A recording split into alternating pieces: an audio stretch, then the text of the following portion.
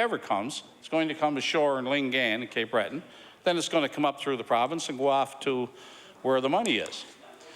I don't know where the thousands of jobs that he was talking about is going to come from under that particular project. You know, that's just another, but you know what? That statement was holding out hope to people in Nova Scotia. And I hope that he's right. But you know what? That statement was made just right around the time that the same CRA poll he's been talking about come out. Yeah.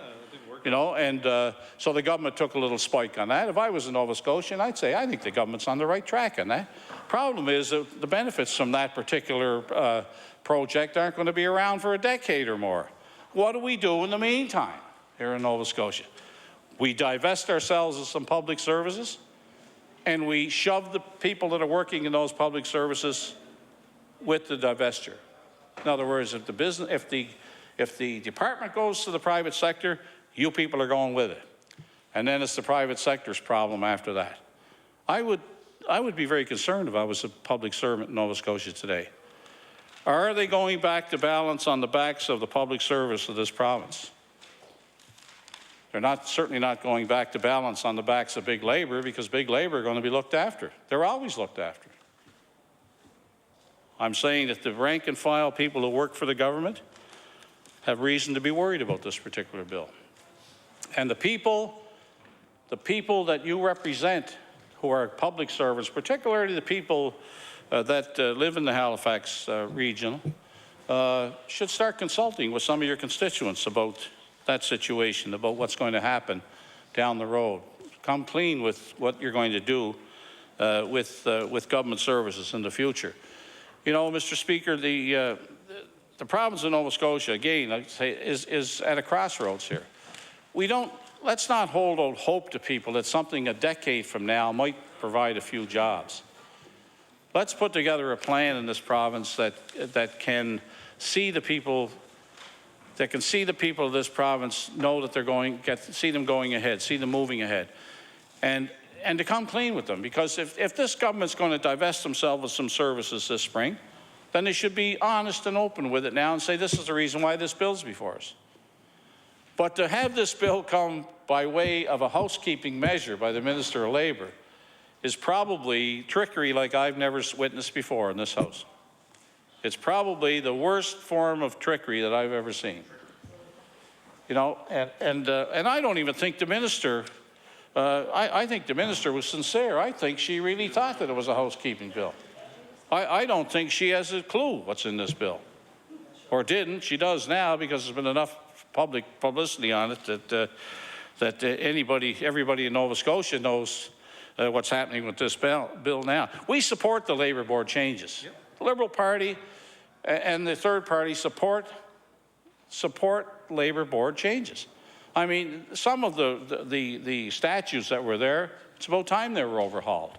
We had no problem with that. We had no problem with that at all. What we had the problem with when we drilled down was what's in the bill that did not come forward by way of consultation.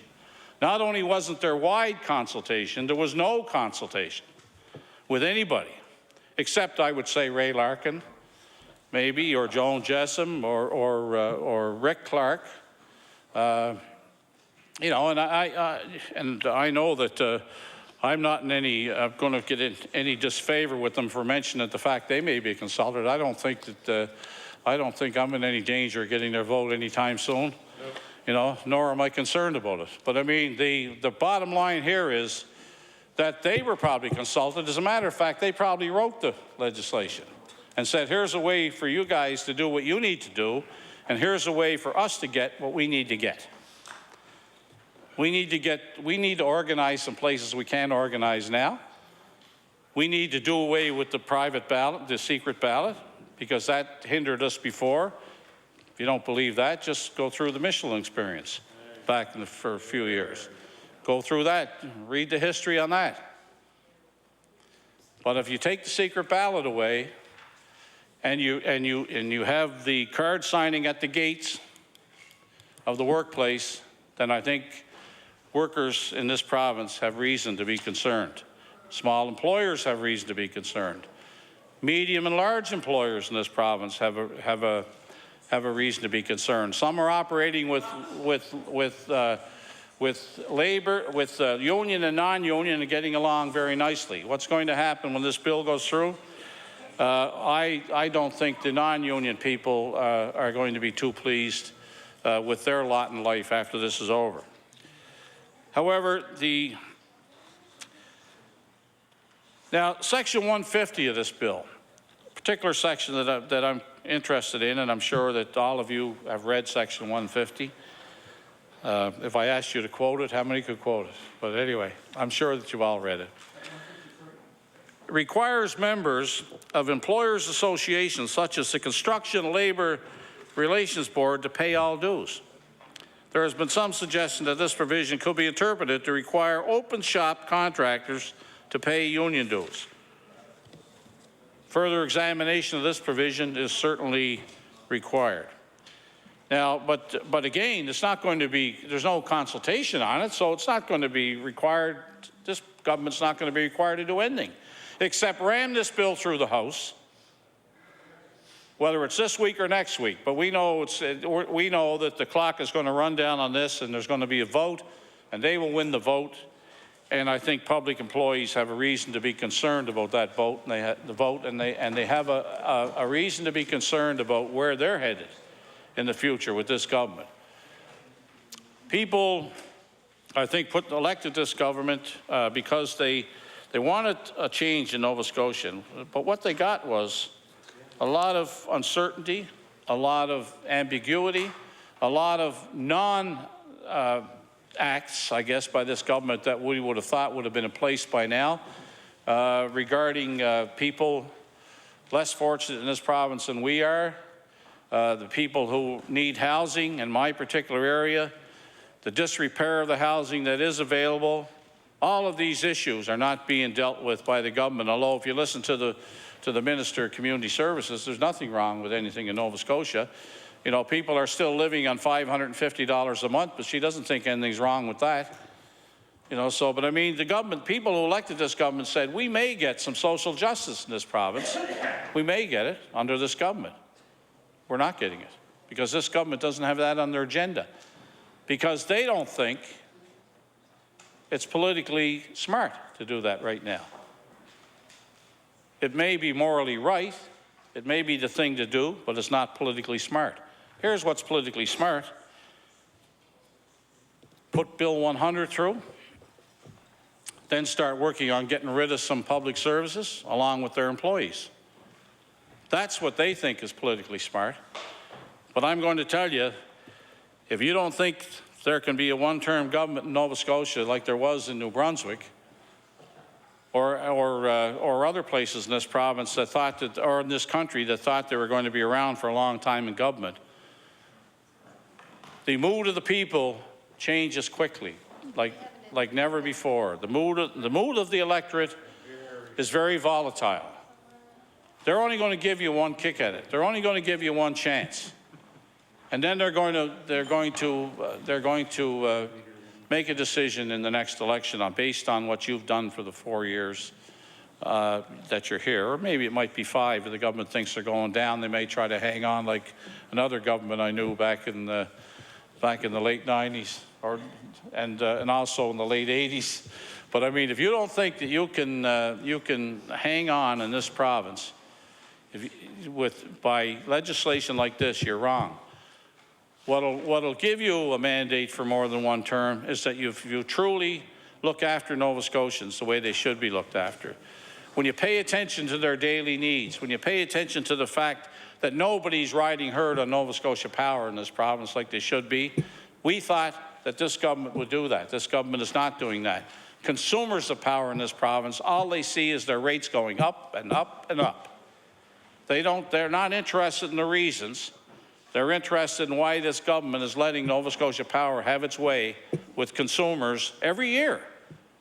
It's not, you know, like no one has ever suggested, and I would have thought this government would have suggested by now, that the Nova Scotia Power should look inward for savings, their own company.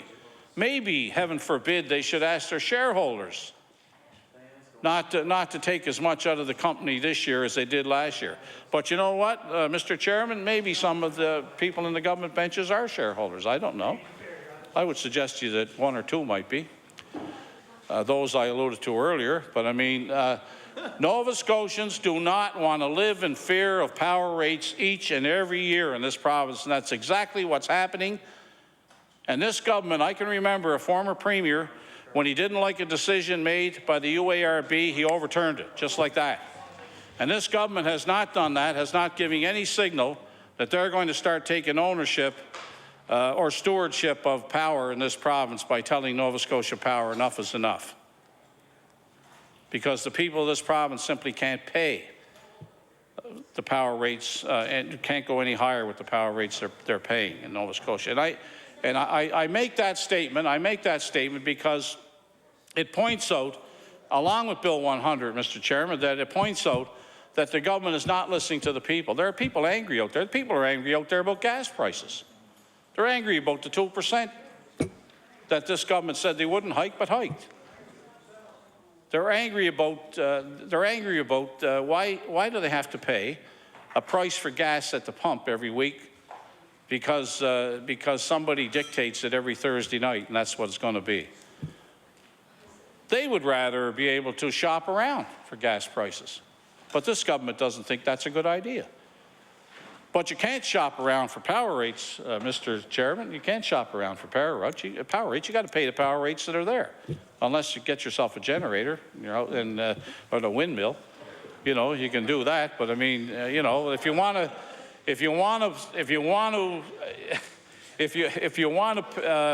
stay with Nova Scotia Power, you pay the piper. And I'm going to tell you, power rates are going through the roof. People would have thought that this socialist experiment would have taken care of that. That they would have instructed the UARB that enough is enough, that Nova Scotia Power has to find their required monies elsewhere and not from the backs of consumers. As I said earlier, Mr. Chairman, the people of this province expected more of this government. They expected more in social service legislation. We haven't seen any of that. They expect more in playing hardball with Nova Scotia Power, who, by the way, has a monopoly in this province. There are some other little operators around, but Nova Scotia Power controls the shots. They're not doing anything there. And now they have Bill 100 before us, and Bill 100 is going to further, I think, strain the relationship between this government and the public service. They may not think it's going to now, because the public servant may say, if they get rid of my job or my department, then I might be out of a job, laid off. I don't think there's ever been people laid off in the public service. As long as I can remember, they may not be replaced when they leave, and that's a good thing, because they've invested themselves and their resources into doing a job for the people of Nova Scotia. I don't have a problem with that. But as a matter of fact, I laud that objective. But what I do have a problem with, that if the government decides under this bill to give them the latitude to get rid of a particular part of an operation or a particular department to the private sector, hive it off, then the employees go with that. There's the concern. They're protected to go with it, but now they're under the protection of the Nova Scotia government and the public service. What happens to them a year later if that business fails? Too bad. Too bad. Are they going to come back with the government? I don't see anybody making a statement that that's going to be the case. So I would be concerned if I was a public servant. I mean, you know, the only people that can fire us is the people that sent us here. And they got 4 years to evaluate whether or not they want to send you back here or send you packing. And since the 17 and a half years I've been here, there's a lot more went packing than stayed. But I can tell you this, that public servants can be summarily out of a job, summarily disposed of, if government decides to divest themselves of some public services and send it to the private sector. Now, the private sector might think they're getting a good deal if they get a contract to provide services that were normally and provided before by the public service, but they may not welcome that in a year's time or 2 years' time when they say the economy goes bad and they have to start laying off people. Now, here are these government employees that used to be under the protection of the civil service. They may still be under the protection of the legislation for the civil service. But where are they going to go if the business goes under that is now required to employ them? They're going out the door because there's no place in government for them again. Because there's no department for them to come back to. So I think my time is nearing an end, but I'll be back. But anyway, the bottom line here is, Mr. Chairman, that this government has got to start listening to people. The MLAs have got to start listening to their constituents. And I don't mean by that sending a Christmas card out or something like that. I mean seriously having discussions with your constituents about what they envision the future to be in this province under this NDP government. It's scary that not 2 years into office, the debt's gone up, the long-term debt's gone up almost $2 billion. I don't know how any finance minister can stand up with a straight face and say that that's not problematic, that we have a back to balance or whatever he calls it, something for the future. But I'm going to tell you, Mr. Chairman, the debt of this province is staggering for a province of less than 1 million people. I don't know how we're ever going to get out of debt unless some very, very tough measures are put in place, and unless we all start singing from the same song sheet here. But to do something like this is not the way to go. To hive off employees from the public sector to try to save a few dollars, and really that's only going back to balance. That's only going back to try to balance the books, not the long-term debt. I haven't heard anybody over there talk about the long-term debt.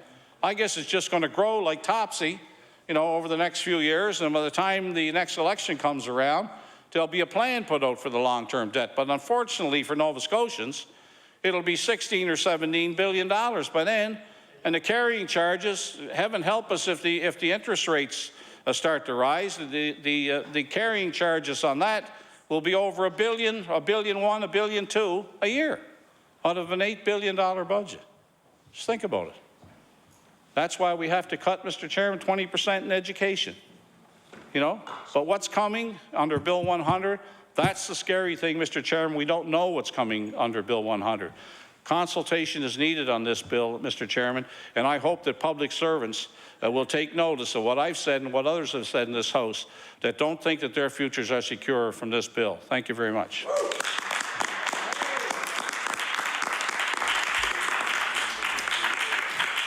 Thank you very much. Before I call on the member for Argyll, I will call on the member for Halifax Clayton Park on an introduction. Thank you so much, Mr. Chair. I appreciate that. And I know this is a quiet part of a long day, and I thought that it was wonderful that we have a guest in the legislature today who's come to actually watch us debate this reading in committee of the bill. And in the West Gallery, I'd like to introduce Katie Campbell. And Katie is from Halifax Fairview, and she is from our Liberal Riding Association in Halifax Fairview Riding. I know that the member from Halifax Fairview will be happy to say hello as well. I'd like to have you stand, if you would, Katie, and receive the warm welcome of the House. Thank you very much for joining us. Welcome, Katie, and our other members in the gallery. Welcome to you as well. The honourable member for Argyll.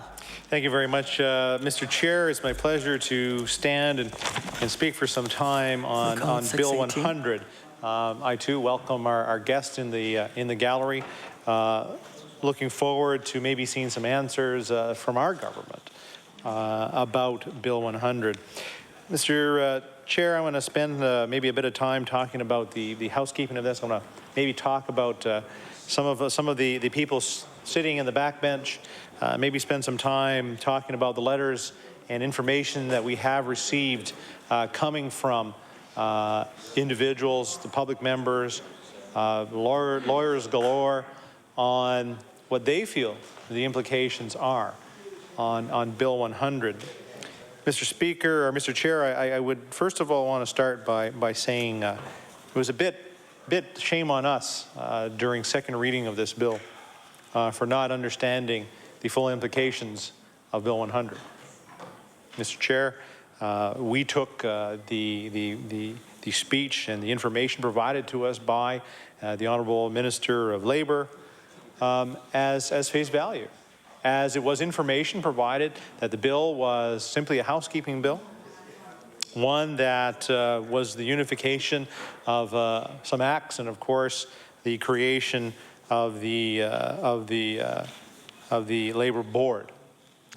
Mr. Chair, of course, that information was backed by a pretty extensive consultation process, one that, of course, had a white paper, one that had a number of submissions from public groups, associations, I'm sure individuals, and one that would have created, I think, a relatively acceptable bill from this side of the House.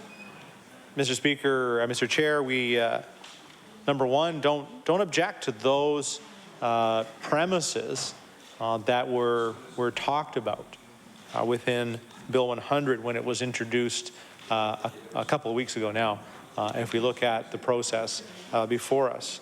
So in a way, shame on us for not understanding the full implication in second reading, because ultimately, I think had we understood the full ramifications, that we might have kept it together during second reading and not letting it go off to law amendments. Thankfully, though, Mr. Chair, that our process is one that allows, I guess, sober second thought on bills, and allows for public to participate in such a way that they present their thoughts and concerns to Labour Committee, or to the Law Amendments Committee. And it was there that that we basically saw how far off this bill was on a number of points. Many of those points I will discuss as I talk about the letters and the concerns that we've received, and I know some of these letters have been talked about, and I think some of them have been actually presented to the table in regards to the opposition to Bill 100. But I do want to talk a little bit about how we got here. I mean, ultimately, you know, as I said, we as opposition do support some of the very basics that this bill was bringing forward.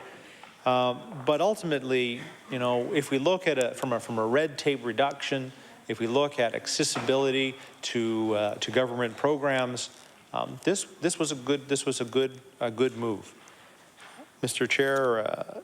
But when we get into some of the finer points, you know, things that we heard at law amendments, such things as even the naming of the board.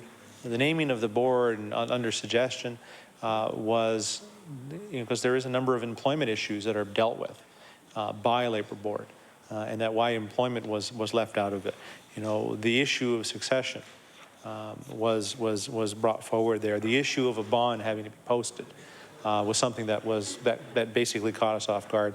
But the coup de grace, of course, was the issue of the review committee and the sweeping powers that committee would have as it pertained to labor laws in this province. But how did we really get here? I mean, if we go back in history, there were a number of those issues that had been presented in this House in bill form by the NDP opposition of the time, going back as far as 1998. If you look at, and I'm sure probably went prior to that, but the ones that we do have in, of course, many of them were presented by the Honourable Premier or by the Honourable Deputy Premier when they sat on this side of the House. Mr. Chair, the Premier today in his scrum outside, in my mind, you know, called the opposition to this thing. And it wasn't just the political opposition, the people that sit on this side of the House, but a number of organizations that have presented to, in an open letter to the Premier, basically called them disingenuous. And I will table that letter as I move on. But to summarily call somebody disingenuous, you know, that they don't understand what they're talking about, I think is just unlike a premier. I mean, as a premier, you should be consultative, you should be open to ideas, you should be able to find your way through the minefield that is politics in this province, that is the legislative process in this House and the processes that we have before us. But what we're seeing is absolutely no further consultation on this, absolutely no willingness to change the direction or to take a sober second look.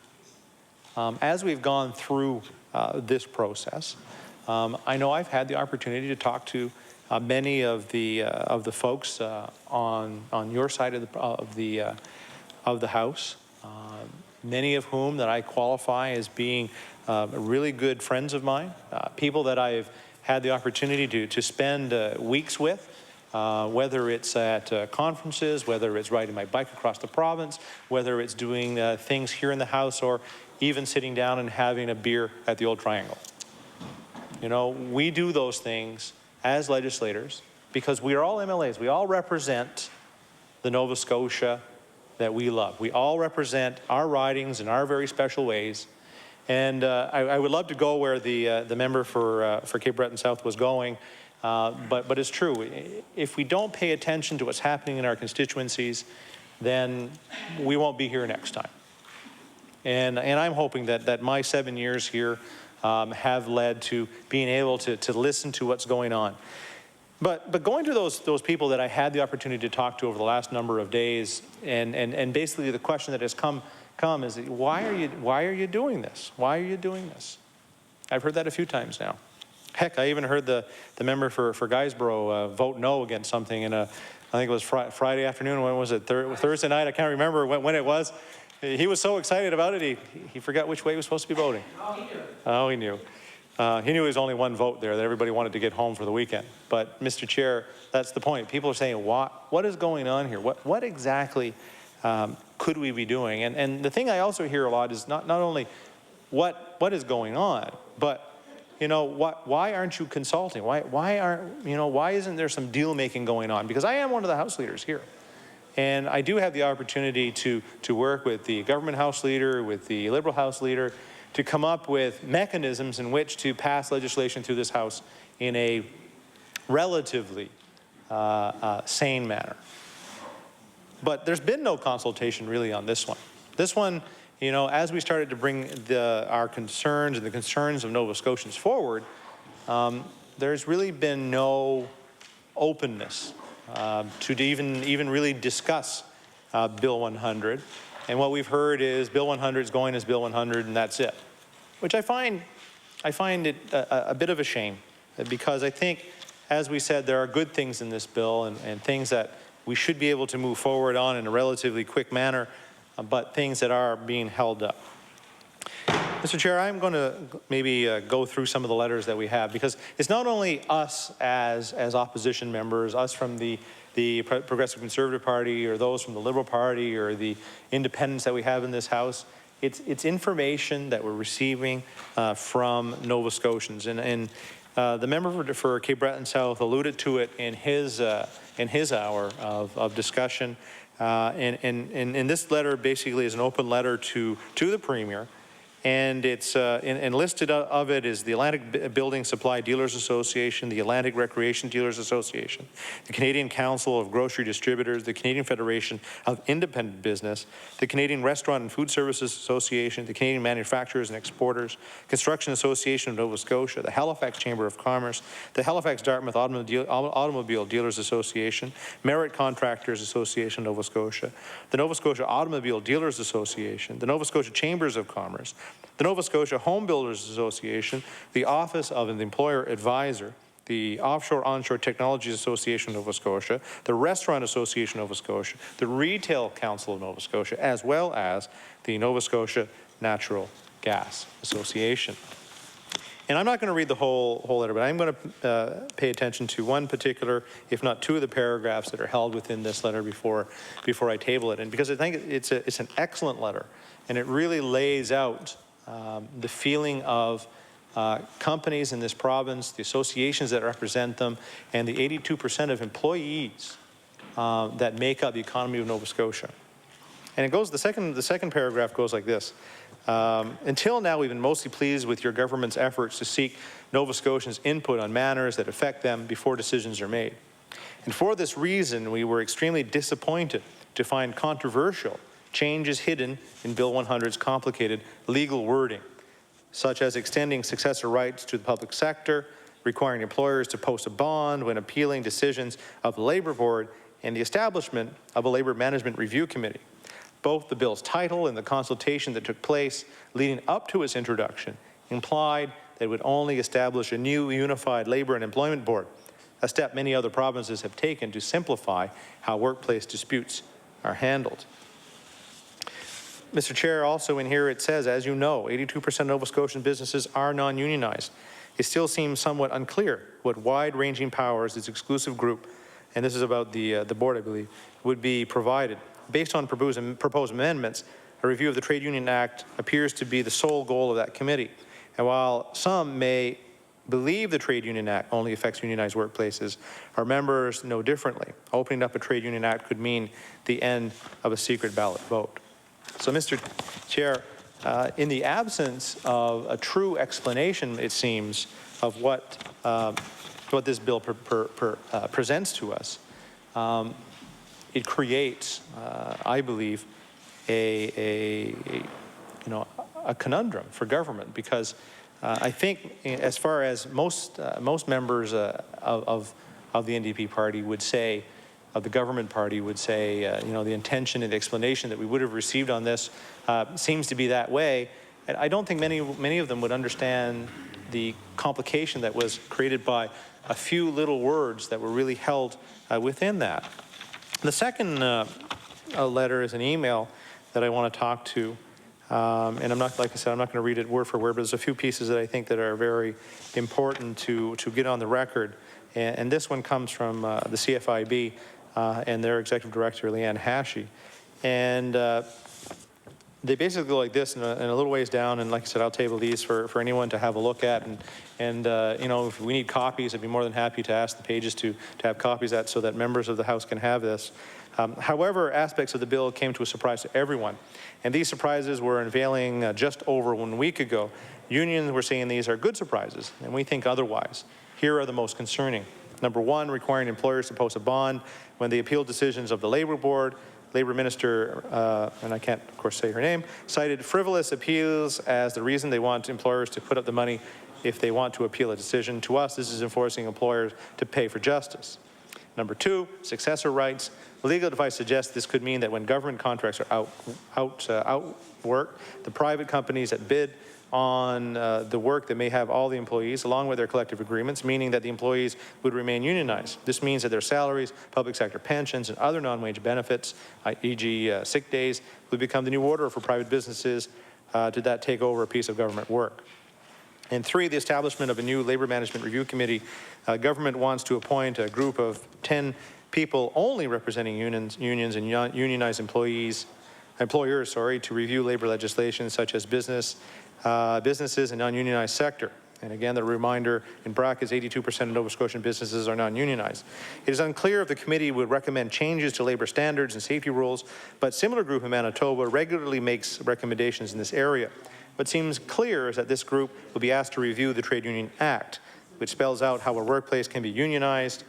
This means that this group could recommend making it easier to unionize by eliminating the requirement for a secret ballot. In fact, this was one of the first things that happened in Manitoba when a new government took office. Not having a non-unionized representation is simply unacceptable. I can take a little tab, put me little tabs on that. So that's two sets of organizations. I know CFIB was listed twice in there because they were on the big letter, I guess is what you would call it, but they also have their concerns spelled out in an email that I've just tabled. A few other places that these things are being expressed. One, and I don't know if this one was tabled in the House either, was a client update that was sent out by Stuart McKelvey, of course, one of our leading law firms in Nova Scotia. And again, I'm not going to read the whole thing, but I do want to, again, have it available and make sure that it's available, that, you know, members sitting in this House can have copies of it. I'd like to have my copy back, so maybe if I can get some of these copies redone, I'd love to have.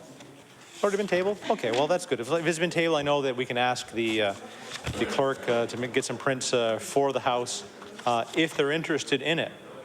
And I don't see, Mr. Chair, a lot of people standing up and saying, geez, I'd like to have a copy of that, which I find a bit disheartening, because the Stuart McKelvey one, have you read that one? Well, I know. Well, I'm glad that the Minister of Finance has already read it. But I wonder if maybe, you know, the member for Eastern Shore or the member for Guysborough or Pictou East, if one of them has had the opportunity to read some of the information that we have been tabling. Because, Mr. Chair, this information is very important, not only for, you know, I guess what we would say is the suits here in Halifax, but it has a lot to do with the people that are working day to day in Nova Scotia. So that's why I'm hoping that people will take interest in not only the bill itself, but the implications of what the bill. I mean, this is more than just presenting a bill and hoping that everybody accepts it and then moving on and counting that number when Her Honour finally comes to close the session. Mr. Chair, a lot of time we talk about, you know, we try to do the, you know, what's the public barometer? What's the public barometer of, you know, the taste of, you know, what are Nova Scotians saying? And a lot of time we would utilize, I believe, the Chronicle Herald. We would use the Vanguard. If you were down in Southwest Nova Scotia, you would use many of our publications around the province and see what they're writing, what their editorial boards, or, you know, what are those comments that are coming from their editorial boards. And I thought this one that's dated, maybe I find the date on this one, the 12th. No, the 2nd of December. And this one's an editorial from the Chronicle Herald. And I know it's probably already tabled as well, because as we're getting along, we'll find that we're going to be tabling some of the very same things as we go along. But I thought this one was really required a good read. Labour Board Act, slow down and consult. And it goes like this. The Dexter government should listen to critics in its Labour bill. It should not ram through two controversial items that weren't in the discussion paper that preceded the bill, that aren't part of the stated purpose of merging 6 Labour boards into one. Since coming to power, the NDP have made a deliberate effort to consult the public on changes that will impact their lives. So it's not surprising that small business, private employers, and non-union employees are upset at suddenly being made an exception to this habit. They should have been consulted, and failing to do so has only created 2 messes. The first is a bizarre provision to allow only unionized labor and employers to sit on a legislative advisory board on labor management relations. Of course, this is controversial. How could it not when it blocks more than 70% of the workforce?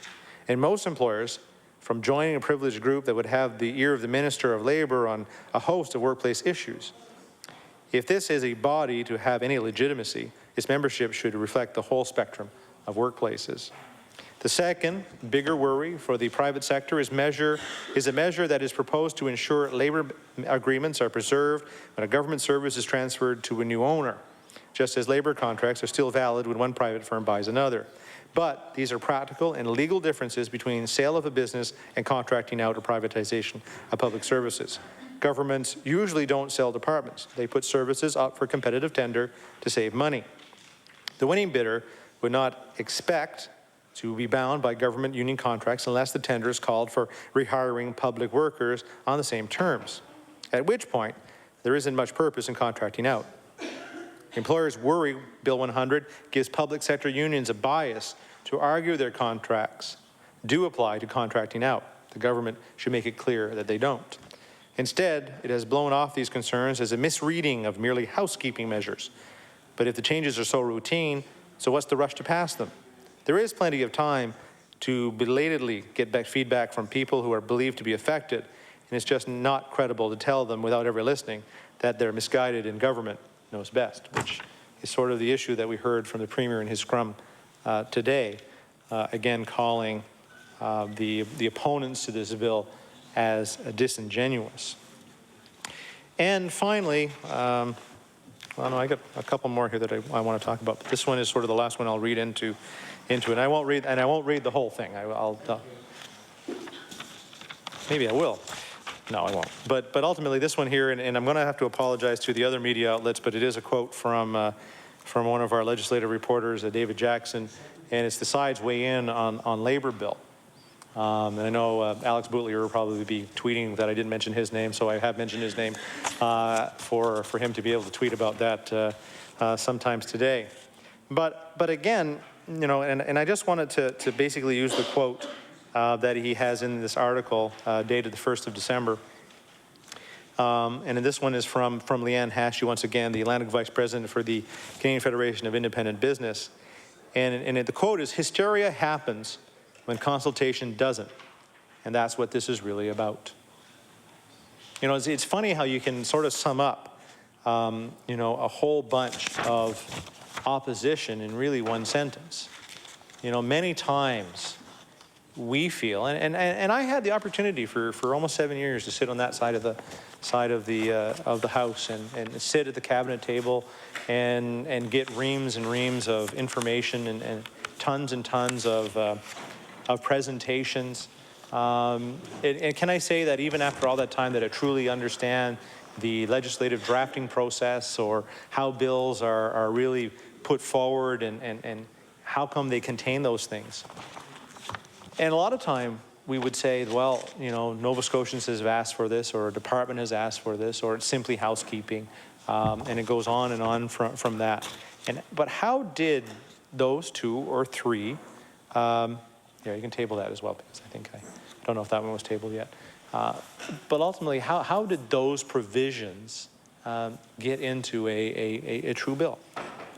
And I can say that, you know, I really think, even though I've seen these things many times, you know, and I listed a few of them off, of how many times successor rights and those kinds of things have shown up in different bills brought forward by the NDP opposition at the time.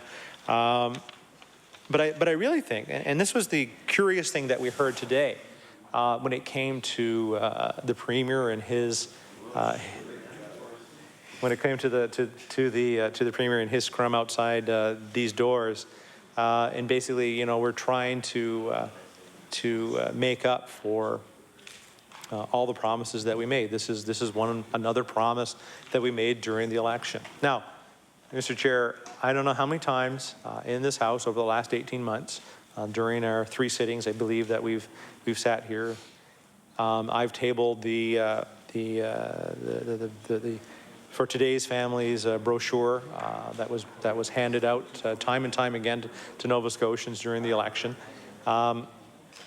Nowhere in that document that I could find, and I'll ask any member that could sort of show that to me in the process, in the pamphlet, in maybe some of the radio ads or the TV ads or whatever it is.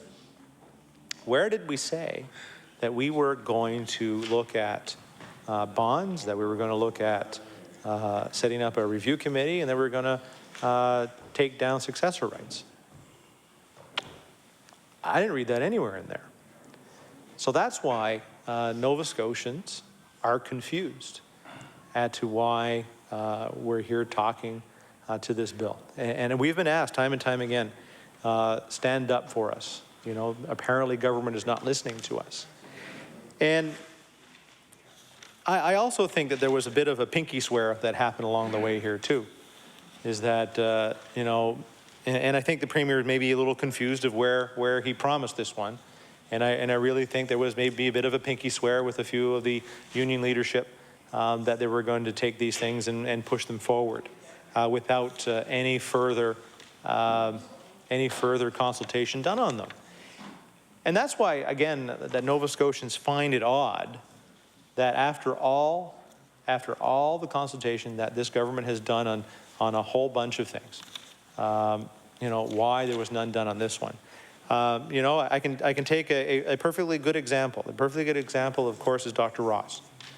He went out under the leadership of the Minister of Health and went out and consulted across Nova Scotia, all the district health authorities, all the people that would work, that would be impacted by it, and presented us with a report. And also took that information and provided us with I think a pretty good set of guidelines, of working guidelines of how ERs are supposed to work in across this province. A good set of consultation. The Minister of Finance, you know, maybe even we don't necessarily believe in the pretense of his back to balance meetings, but went out, and I forget how many meetings that they did in the back to balance show. A tremendous amount, getting feedback, but also not just feedback, but presenting Nova Scotian with a situation and to understand, and like I said, and maybe we don't agree with the premise, but I make to understand how finances in this province are done. So again, 2 examples of I don't call it going overboard, but making sure that the consultation happened. Making sure that everybody that was supposed to have been seen was seen. And again, what we saw in this one is consulting on half of the bill. You know, this half of the bill we're going to consult on. The other half we had a pinky swear with the union leadership, and therefore we're going to throw them in to the bill as well. That's not good enough, Mr. Chair. That's the things that we're opposing right now. Because again, Leanne Hashey says it well, that hysteria happens when consultation doesn't. And that's what we're hearing time after time after time from organizations and small businesses that are in our communities. Mr. Chair, what does this mean to the people of Argyll? Well, what this means to the people of Argyll is that they're going to lose opportunities. They're going to lose opportunities because in my mind, some of the larger businesses will not come to Yarmouth or Yarmouth County to set up shop because they're going to know that those provisions are held within an act that are going to limit them on really creating a non-unionized workforce, for example. Just look at Michelin. I mean, Michelin wouldn't be here if it wasn't for the Michelin bill. And what does that Michelin bill really give us? Is it sets out a very distinct set of regulations that are very descriptive on how a union process would happen in case in a place like Michelin. And I can say, and I'm surprised we really haven't heard about them yet, but I'm going to say that this is probably weighing on the heads of the leadership at Michelin. And if I was the member for Lunenburg West, or I was the member for, well, I believe Kings West, I know he's very interested in it, and I know all the members from Pictou should be very concerned about this, and they should be hearing about this. Mr. Chair, the other thing that really, you know, if you want to put salt in the wounds of this bill, was this. And what I'm going to read is the Wilson executive search for the board chair. So here we are. And again, maybe it's me not understanding the full legislative process. And maybe someday I'll be as learned as the member for Cape Breton South. Maybe I'll be here 15 years or more and be able to understand all the ins and outs. But here we are discussing Bill 100, which sets forth the Unified Labour Board, which is going to require a board chair. And here the advertisement came out, and I believe it's actually closed, so the applications are already in for the board chair of the Labour Board. So this is Wilson Executive Search, location Halifax. Published date was on the 3rd of December. Okay, even before we had the opportunity, I believe, or just the same day that we had the opportunity to consider this in law amendments. Currently, Nova Scotia has a number of labor relations boards and employment tribunals that deal with employment-related issues. Government is in the process of consolidating these tribunals under a new, broadly mandated, state-of-the-art board. This board will be a quasi-judicial tribunal responsible for the administration of the Trade Union Act, various other statutes which involve employer-employee rights or interactions. On behalf of the province of Nova Scotia, we are seeking for a full-time chair who will provide leadership to a new multifunctional board and instill confidence in its ability, neutrality, and independence. And I'm going to read maybe a little further down. The chair will perform an important leadership function and be chosen as someone who is well-respected authority in labour relations fields. The chair will have the legal and administrative law skills necessary to adjudicate complex issues and determine the procedures to be applied to conduct hearings and render decisions. The chair will possess a demonstrated ability to deal with construction industry labour relations issues, labour standards, and occupational health and safety matters, and the various public sector employment relations statutes coming under the new tribunal.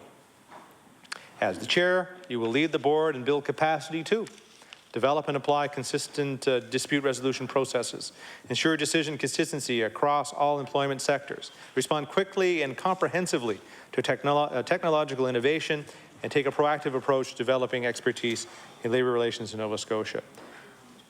As the ideal candidate, you are a seasoned senior leader and change agent with a track record of successfully transforming and driving change in a positive way. Your qualifications include a legal background, extensive labour relations experience, good organizational skills, knowledge of related law, and an understanding of labour and collective bargaining issues, demonstrated analytical, conceptual, problem-solving, and writing skills. Yes. 187,000 kilometers a year. Yeah, well, I'll get to that part. And writing skills, and ability to objectively and fairly assess cases involving complex issues regarding conflicting evidence and the assessment of credibility. Might as well, I've got 2 paragraphs left, so I might as well read those 2.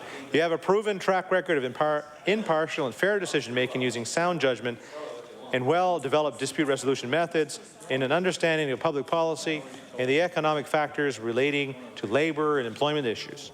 The position has a significant impact on the climate of labour relations and the professional, institutional, and community context within which the board operates in the province of Nova Scotia.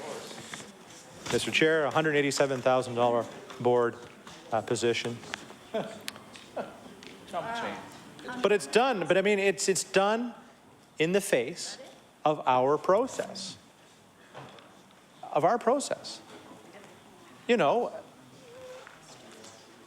someday the government will get this bill passed, I would imagine. You know, whether in current form or hopefully in a more abridged form. You know, with the concerns of Nova Scotians being contemplated within it. The member for Halifax, Shabukto, is shaking his head no, but ultimately, we don't know how many horses are going to get traded here. With all respect to the member for Halifax, Halifax Citadel, Sable Island, but those are ponies, right? We're on Bill 100, Clause 1. Thank you. We're on title, which is clause 1. Thank you very much. I had that explanation done. As well. This is clause 1. But there will be some horse trading. I'm hoping in order to do the right thing, and that is going to be to make sure that we have the thoughts and feelings of Nova Scotians being brought forward. So $187,000 for a board chair for a board that has not been created yet. That's less than Stephen Lund makes, is it? It could be a little less than Stephen Lund, but thank you very much. I mean that, you know, but who is that candidate? I mean, I'm sure most of us can think of a few people that might be the perfect candidate for that job. I know the Liberal Party's saying that they have a pool going. There you go, and I'm hearing the name of Ray Larkin. There you go. Joan Jessam. No law background there, though. So Rick Clark. You know, but there's many people that could fit into this position. Maybe the Honourable Minister of Justice could do something like that. I think he'd be a great lead to that organization. But again, this goes back to the issue of I'm hoping my friends across the way of asking me, you know, what's going on? Why is this happening? We're just asking to be listened to. We're asking for our changes to be duly considered, not just pushed to a side. I mean, I remember sitting in that law amendment committee. 15 presenters. 13 of those 15 asked for consultation to bring it back to the public, to strip, if possible, the offending clauses from that bill, and be able to go forward. So I'm thinking that, you know, if you took a vote, 15 or 13 out of 15 presentations, I think the majority wins there, that we should send this back for some further, yeah, for further consultation. And if those 15 organizations or 13 organizations represent 70%, or 82% is what I'm seeing in some of these documents, 82% of the businesses or 70% of the workforce, then it should be duly considered, Mr. Chair. You know, the things that are held in here are a bit of a surprise to everyone. And like I said, I think these concerns are a bit of a surprise to the caucus. Because I'm looking at some of the members and some of the conversations that I've had, and of course I won't divulge who those people were, but I don't think they saw that information in there either, nor was that presented to them in a whole manner. And I know how that works too, Mr. Chair. I mean, I know the member for Victoria Lakes would probably say the same thing. Maybe they as a backbench when we were in government didn't hear everything that government was doing either. And I mean, many times that we did hear from them of making sure that they were included in the decision-making process. But I'm really thinking, Mr. Chair, that there were quite a few people that were not a part of the decision-making process when it came to this bill. Well, there was 3 or 4 that weren't. And I can also say that there was 3, thank you. There were 3, and they would feel that they were left out on many a decision as well. And Mr. Chair, I can say we paid for that mistake. We paid for that mistake of not making sure that we consulted with everyone within our caucus. And we paid a dear price. Nova Scotians paid a dear price because it opened the door for an NDP government.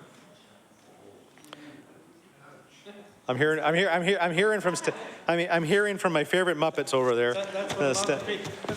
Stadler and Waldorf. Stadler and Waldorf over there are finally waking up there a little bit. Order. We're on Bill 100, Clause 1. Thank you. Again, the housekeeping bill. But ultimately, like I'm saying, is that in a consulting process, again, you know, and maybe I'm being too simplistic on how I think the process should be, is that you have your public consultation and Nova Scotians are asking for a unified employment and labor board. Okay, that's what Nova Scotians were asking for. Okay, you go out and you have the process. What board? There's one person with all the power. Come on now, get to the point. You have the process. I don't even forget what my point was there, so I'll Can you get my gang out there? Can you get my gang out of here? I have many good points to the member for Pictou East. And like I said, I have members over there that I've known longer than I've known the members over here. And the member for Pictou East is one of them. You know, and he was a really good Liberal back then. And I don't know what happened to him. No, I think what happened is he got older, and that's a shame. But ultimately, I believe Mr. Chair, you were talking about the powers of the board chair. He lost an election as a Liberal. But we're on the board, Chair. We're on the board of being able to unify this board, of finding a board chair that's going to be paid $187,000 that was applied. Oh, too late. Oh, too late. It is too late to be able to apply for this. The bill's not through the House, and it already expired, I believe. So we're hoping maybe 1 or 2 or 3 of our friends have applied for that that job, or probably not my friend in this caucus, nor is it the friend of the Liberal caucus, but I'm going to guess it's going to be a friend of the NDP caucus, which is a shame. You know, or Mr. Chair, and to my colleague sitting with me here, is probably, if it's not somebody from Nova Scotia, it'll be somebody from Manitoba. Seems to be the course of action. There are many members from Manitoba that we were very happy to have in this province. You know, many of them have put down roots. Many people have invested in Nova Scotia, and many of them have showed up in our House. The Minister of Finance being, of course, one of our favorites.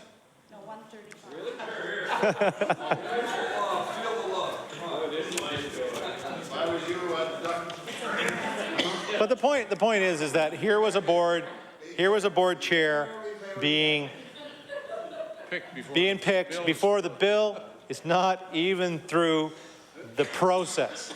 Our process is supposed to be a democratic process, and when we all finally agree on something, then we move forward. We haven't agreed on this. The Liberal caucus hasn't agreed on this, and yet the Department of Labor has gone out and advertised for that board. Shame on them. Shame on looking at the process, on our democratic process, and just forgetting about it. Just forgetting about it. That's what I hear. That's what I feel. And yeah, no, and I think that's the shame of what we're seeing here. There's no consultation. Mr. Chair, again, what happened to the name? I mean, we heard this in 2 or 3 of our presentations during law amendments. It was the issue of what happened to the name Labor and Employment Board. You know, how come the name employment was taken out of the name? Why? You know, I wish that maybe one of the members from across, the member for Truro Bible Hill, she could stand and explain why. But I don't think she can, nor will she, because I think the backbench has been basically shut down. That they're not allowed to speak on it. They've got to stay here and keep quorum, and we get to bug on them just a little bit because they do listen. I know they do. I know they listen with great interest of many of the things that we do say, and I'm hoping that over the course of the next, so what do we got? We've got 4 hours down. So over the next 16 hours, that we're going to be able to. We got 5 hours down. So over the next 15 hours, that we'll be able to bring this forward. Yeah, I can't believe we've gone 5 hours on this one already. And there's so much more to say. I mean, we've just barely scratched the surface on what it was, and also the other opportunity that we have. Which is different, of course, in the process of here, committee whole house, is that we do have the opportunity to stand on a number of occasions if we feel that we can within the confines of that 20-hour amount of time. Mr. Chair, and I'm hoping the member for Lunenburg West is listening closely, because he's another one of those MLAs that I do like over there. I think he's got a lot to offer to the caucus. I don't know if he'll ever be on the front bench. I don't know if he wants to be either, because it is a big thing to take on. But he does represent one of those communities, I think, that will be affected by this bill. The Bridgewater is a wonderful community, and its surrounding area is held up by Michelin. If it wasn't for Michelin, I don't know where we would be. I don't know where the South Shore would be at this time. I mean, I know people that travel and spend their week in Bridgewater working there.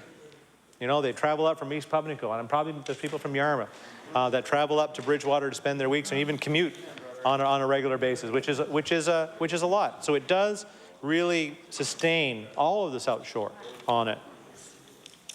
And what would happen if Michelin pulled out? If these provisions truly impact them, what would happen to Michelin? And not only Bridgewater, but the one in Granton, and of course the one in Pictou. Or is that the same one? Granton is the one in Pictou.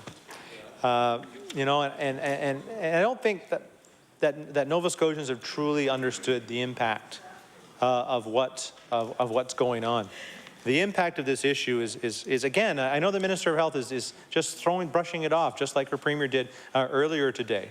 She's brushed it off, and I just gave her a good compliment of consulting on it. but she's telling me she's brushing. Well, I'll let her speak. Great. The Honourable Minister of Health. Thank you very much, Mr. Chair. Mr. Chair, I'm wondering if the honourable member would entertain a question.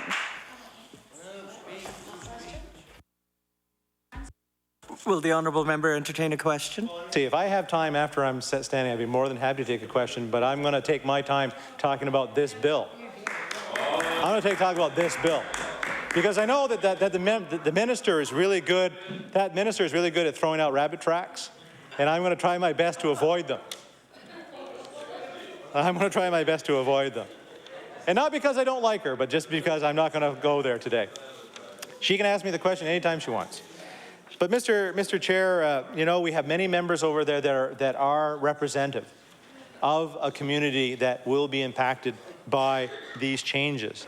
And I know that many of these organizations truly represent not only one or two companies, but hundreds and hundreds of companies and thousands of companies within our community. So I know the minister and that side of the House can sort of discount us as being opposition. You're just the opposition. Your job is to oppose. And there's times when I can say that that's true. We'll stand here and oppose. If you say it's white, we'll say it's black. If you say it's raining outside, we'll say it's not.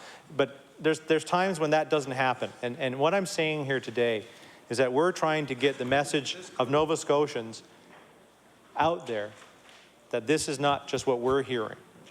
Mr. Chair, the best example of the misunderstanding here is the interpretation.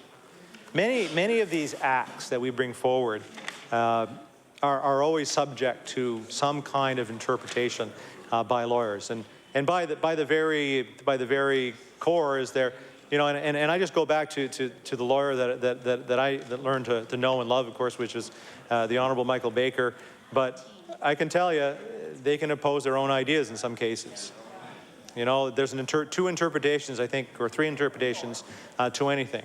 So it was very telling during law amendments when we did have NSGU present to us, and Ray Larkin was there. Of course, a lawyer in good standing in this province, and has a lot to offer when it comes to labor relations, and I think he's a fine individual. And he stood there and said that this had would have no implications to contracting out. Okay, fine.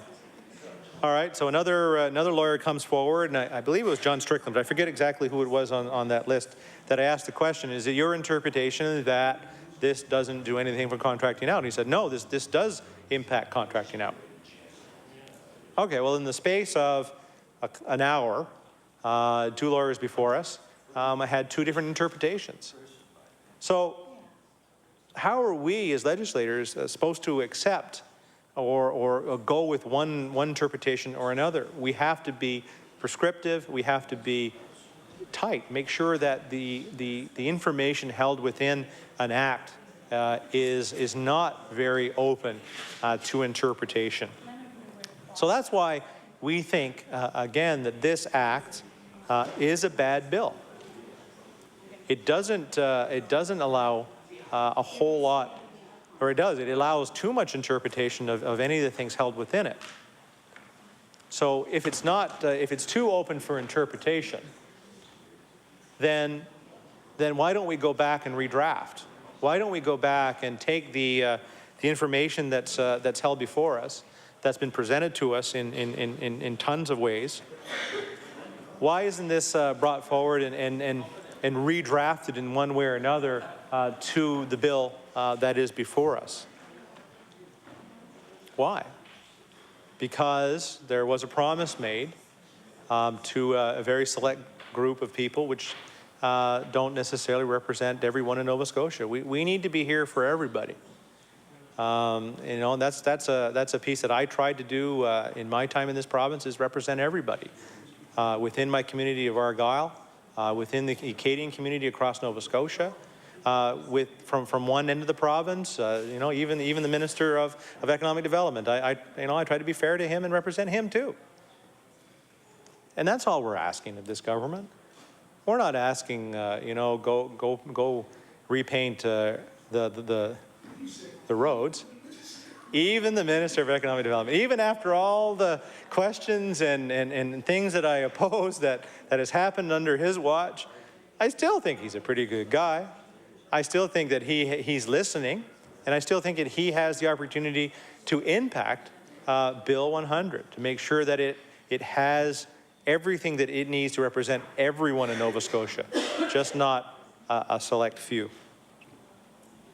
So, Mr. Chair, to sum up, and I know I'm going a little long on this one, but I know that the member for Halifax Clayton Park is getting her information ready, and I can say that no one does research better than that member, and I know she'll have lots more things to present to us. But in conclusion, you know, again to the question of why. Well, it's because Nova Scotians are asking us to change something that's before this House of Assembly. That's why. Nothing more complicated than that. So when Nova Scotians ask us, then we should react in one way or another, rather than just brushing it off. And it just seems, in a lot of cases,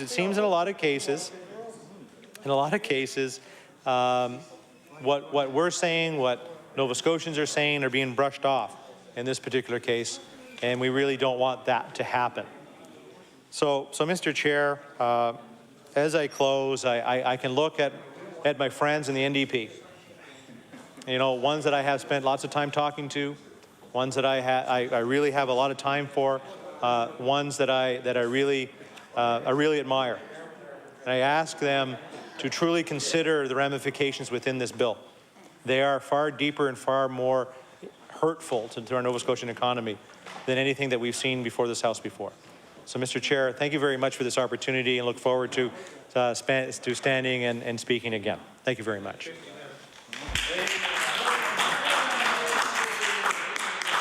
Thank you. We'll now recognize the honourable member for Halifax Clayton Park. Thank you.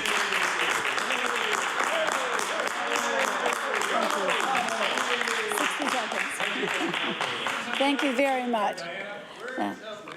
Thank you so much. And Mr. Chair, I am so pleased to join the debate tonight on Bill 100. And Bill 100 is certainly the most controversial piece of legislation we have before us at the legislature in this sitting, without a doubt. There's some other very good legislation I know that other ministers would like us to get to, like personal health information, the residential tenancies, amendments to the Condo Act. There are other bills that are very important. That's right. But today we are at an impasse here in the House because Bill 100 is moving forward and in fact is here at the Committee of the Whole, and we are debating Clause 1, which is really debating the title today. And the reason the opposition members are so keen to take their turn and rise in the House is because there is controversy surrounding this bill. And the controversy has come from a lack of consultation, Mr. Chair. This is really the problem behind this bill. Now, just to be sure the context is clear, Bill 100 is entitled An Act to Establish a Unified Labour Board. So what is included in this, again, large bill, I have it before me with the amendments that have come back from law amendments, is a bill with 155 clauses in its new version, and a number of changes, a lot of them renumbering, but there are changes as we go through. So I know there was some more housekeeping changes, I would assume, because the changes before us, Mr. Chair, don't come near touching the issues that were raised by 13 of the 15 presenters at law amendments. And we had 15 people who prepared presentations, came before the all-party committee, asked that we look at amendments to this bill. And 13 of those 15 said this bill needs more consultation and that this bill does things that they were never asked about, never consulted about, and that they feel goes much farther than the government led us to believe, really, in introducing the bill. Now, everybody agrees that there was some good consultation done around the merging of 6 labour and employment boards into a single board. And whenever you can get some sort of synergies and economies by creating one board out of 6, especially as was mentioned earlier, I know the member from Cape Breton South was mentioning that the size of our province, we're less than 1 million people. We're not a large geographic area, and we should be able to operate with a little bit less bureaucracy or in this case, maybe just less overhead in the sense of getting to the issues that are before us. So a single board was a welcome change. It may be more efficient. It may actually be more responsive to the needs of labour and management and employers. But everybody agreed on that. The details of that were discussed and hashed out. People had an ample opportunity to give their thoughts. And when they sat in the gallery or in the presentation that was done by the minister, they were in agreement with that, and they agreed that they had been adequately consulted, but they were not consulted about so much more in this act.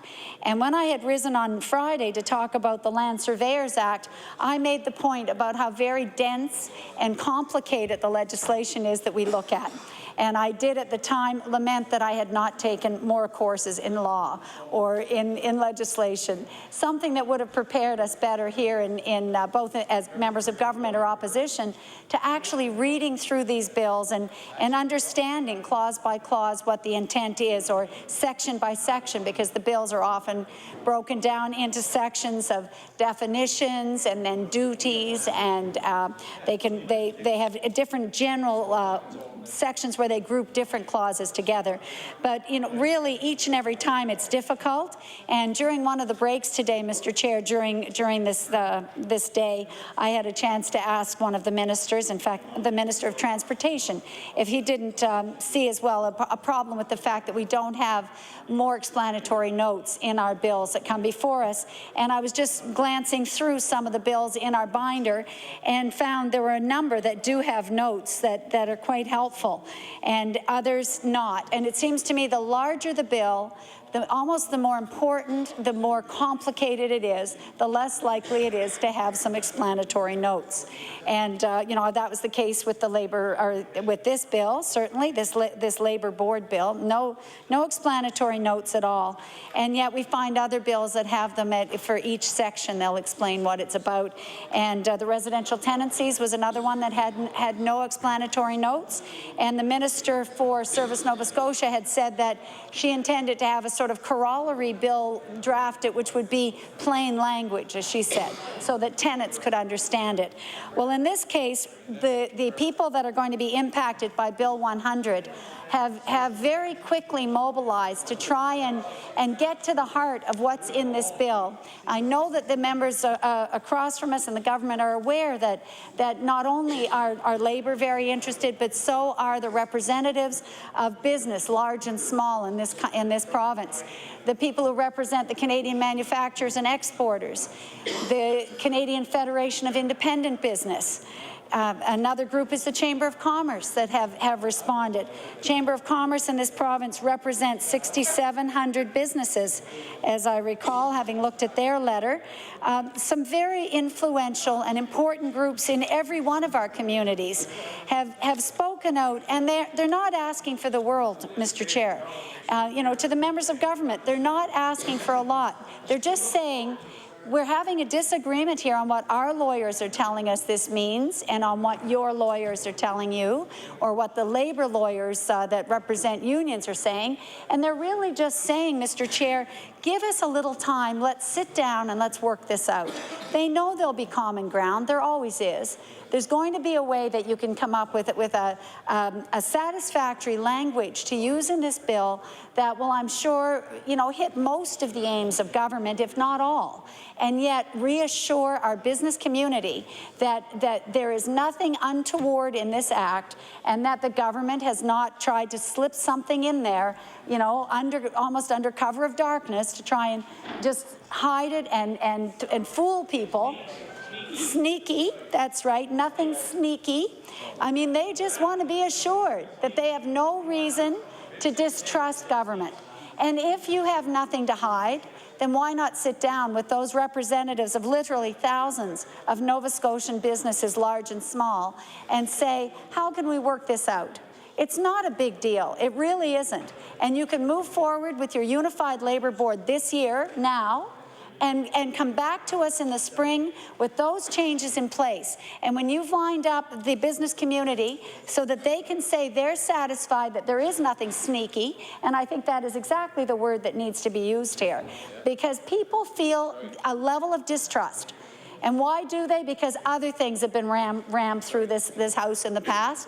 Things have been couched as one thing, and then, well, I wasn't in power ever. Unfortunately, I think things would be different if I had my opportunity to sit on your side of the House, but I'm sure you thought that as well. And you probably thought you'd never do this. You'd never anger a segment of the population as large as our small business sector, our entrepreneurial sector, our chambers of commerce. I can't imagine that you ever imagined that 82% of the employers in this province were going to have their back up as a result of something you would do now in government.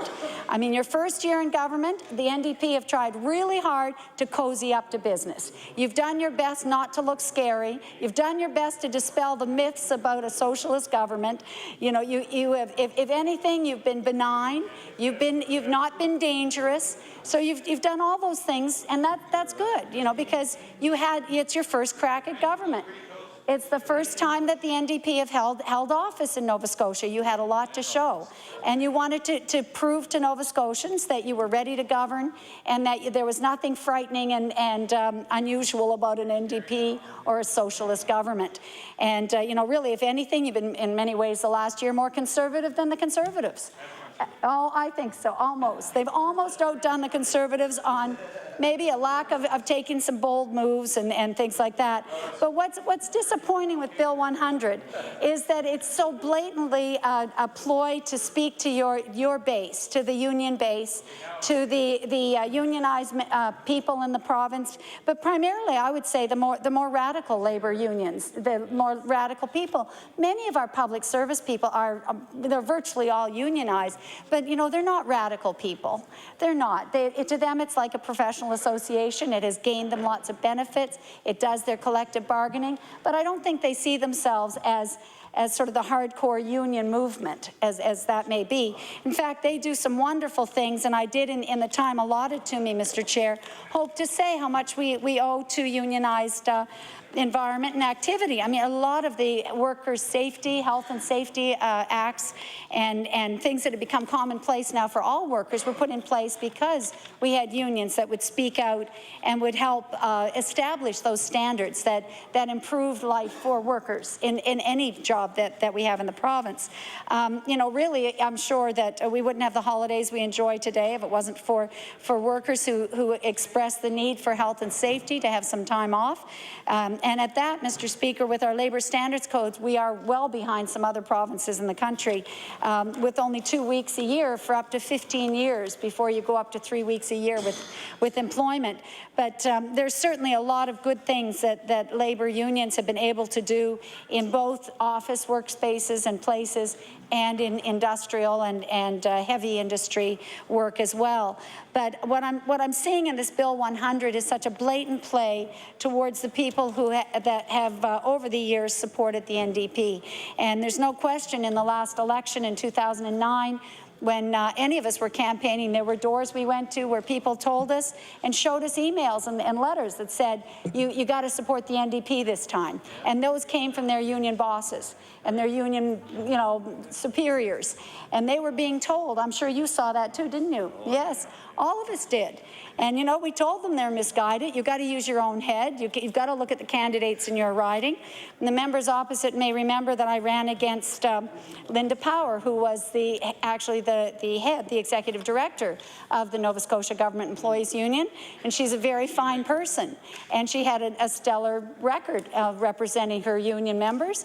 And I'm pleased to say that I'd beaten her twice on the campaign trail. And that last time was particularly good. I think I'm allowed to boast a little. This time over 1,000. I know you win by 5,000. I know that. But yeah, I know. Yeah, the Minister of Transportation and Infrastructure Renewal is known for having a wide margin of victory. But in my riding of Clayton Park, the history is very, very narrow victories. So last election was as always a great pleasure and a privilege to win again in that riding. But I'm just saying that in that election, there's no question that the forces of the unions were mobilized in favor of the NDP, absolutely, and they smelt the opportunity to get their party into power. They've done it. You're in there, you've got your majority, and now this is the payback. This is what we see back is Bill 100, which panders to the labor movement, which creates a board that is intimidating and frightening to business, that is going to, if we read it right, will disenfranchise the large percentage of employers in this province. 82% are non-unionized work environments in this province. 30% of workers are unionized, and many of them are in the public sector. So if you take the public sector out of it, in the private sector, you're down to a very small percentage that are unionized. You know, there's no formal representation on the proposed board, the board that's proposed in this bill, no representation for the lion's share of employers in this province. Now, how can that be right? I ask all the members opposite, how can that be right? A little bit of representation. I wonder why the members opposite don't have an opportunity. The chitter chatter is getting high again. The member for Halifax Clayton Park has the floor. Thank you very much. You know, this does upset me, Mr. Speaker, when I consider that there's no balance in this board, that we would consider setting up a Labour Management Review Committee that doesn't represent, you know, again, the vast majority of employers. And I don't know how the members opposite can sit still and not be disturbed when we have letters coming out, and they're going to those members as well, from groups like the Chamber of Commerce. I'll just look to that one to begin with, but this went directly to the Minister of Labour and Workforce Development. It's relating to this Bill 100. It's signed by the President of the Nova Scotia Chambers of Commerce, whose name is Wayne Fyander, and he says right in there he represents 6,700 businesses in Nova Scotia alone, and they're concerned because they're being left out of this bill. Now, I hope that all the members opposite get a copy, and I'd be happy to make copies if you haven't had them shared with you, because it is cause for concern. And what I'm saying is, what is the difference if we wait a few months and come back again after you've ironed out these differences? They may not be major. Thank you.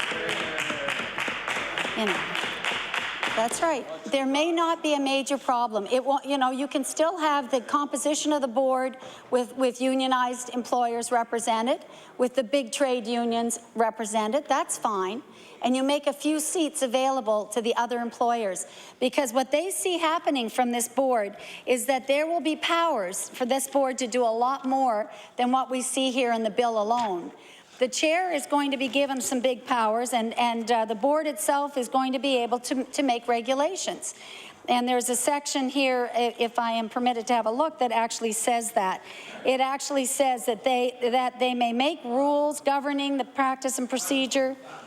Let's see now, they definitely can make regulations, which is what worries people, because regulations don't come back to the legislature. As all the members over there have now learned, you pass a bill, and along with it come a set of regulations. And we have to understand when we're voting here in the legislature what the bill is about, but the regulations can in fact take a wide swath. They can even take the bill in another direction. We saw that a number of years ago when the Conservatives did something that was sneaky, and that was under the Insurance Act. Yeah, but that's why I think the reason is Order. The reason all Order, please. The Honourable Member for Halifax Clayton Park has the floor. Thank you. Thank you, Mr. Chair. I think the reason that all of us are concerned when you read the detail of a bill is that we know the regulations can take it in another direction. And the members that were here in 2003 remember exactly what we're talking about around insurance and how the intent of that bill was misconstrued in the regulations.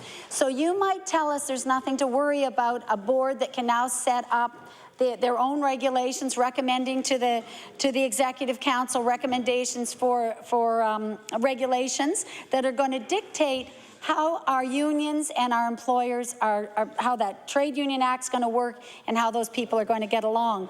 And one of the things that are mentioned, which you may think is an exaggeration, I don't know, but it's mentioned that we might lose the right to have secret ballots when you're signing up unions. So if you have a shop or a workplace that's not unionized, and for some reason a union comes in or some members of the workforce would like it unionized, the process we have today, which we have stood by for many, many years, is that each of the members that work there, each of the employees, can vote on whether or not they wish to be represented by a union. And they have a chance to vote secretly. They get to vote secretly about that.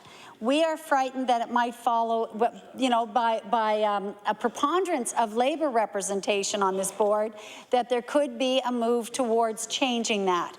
That they certainly would have the powers, and there are a number of lawyers, and again, people have engaged a number of different lawyers to look at this act that say there's a possibility for that to happen. There was actually, if we're wondering about who's reviewed it, a lot of the legal firms, I don't know if the members are aware, but often in fact, all the big legal firms have somebody in their offices who watch legislation as it goes forward. And they interpret it and they send it out to their clients. It's a service they give to their clients to say, this is what's going on at the legislature. These things might affect you. And one of those that I read in quite a bit of detail here was from Stuart McKelvey, one of the big law firms, and I'm sure their interpretation is no different than you'd find from McGuinness Cooper or any of the other large law firms in the province. But they had looked at this and they had sent somebody to Law Amendments to listen to the presentations, and they had in fact referenced a group called the Canadian Association of Counsel to Employers, CACE. So these are legal officers, legal like lawyers who represent employers, who understand labor law as it relates to employers. So they can keep everybody on the straight and narrow. They can help advise their clients to make sure they're working and operating within the law at all times. So they were looking at this bill and having a look-see. They looked at succession rights, which I haven't gotten on to yet, but I'm sure we'll have loads of time for that. They mentioned that in particular, but in their section on the Labour Management Review Committee, they actually mentioned that there's a possibility this would give them sweeping powers.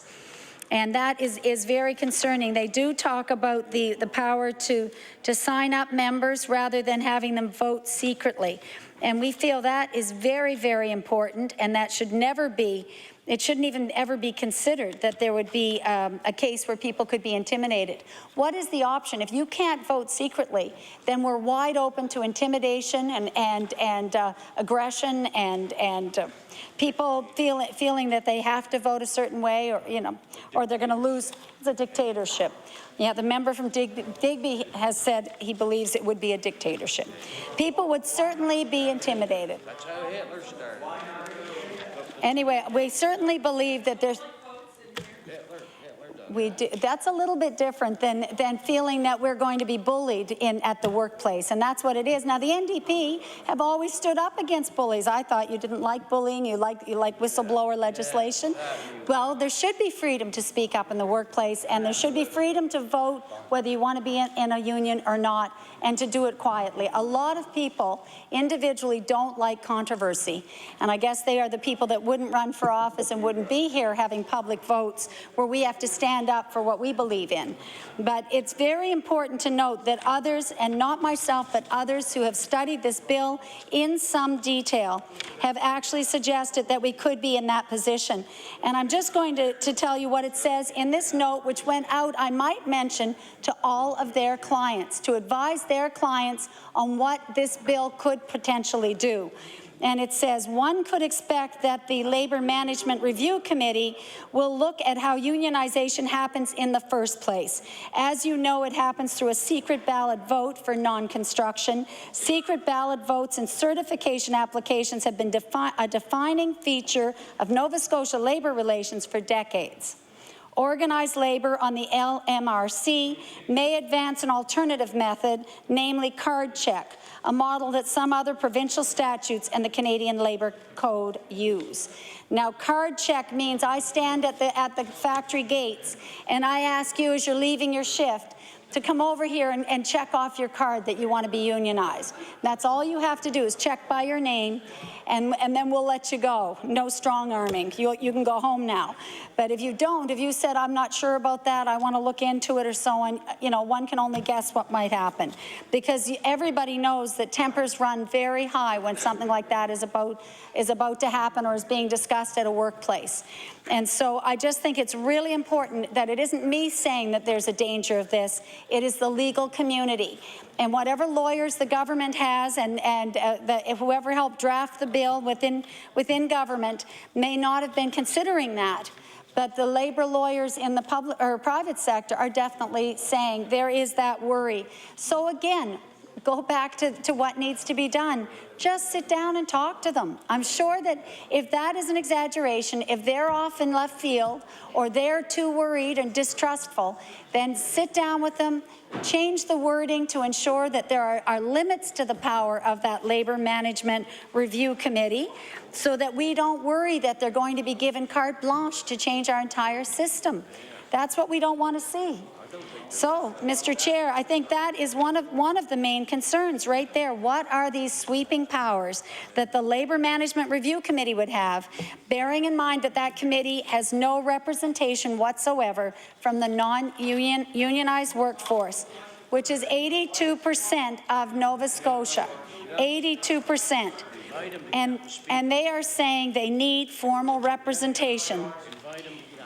You know, again, Mr. Chair, I think I need to remind the members over there that there were 2 Labour representatives that spoke at law amendments, and there were 13 business representatives, or representatives of the general public, one might say. And they said, we're concerned about that.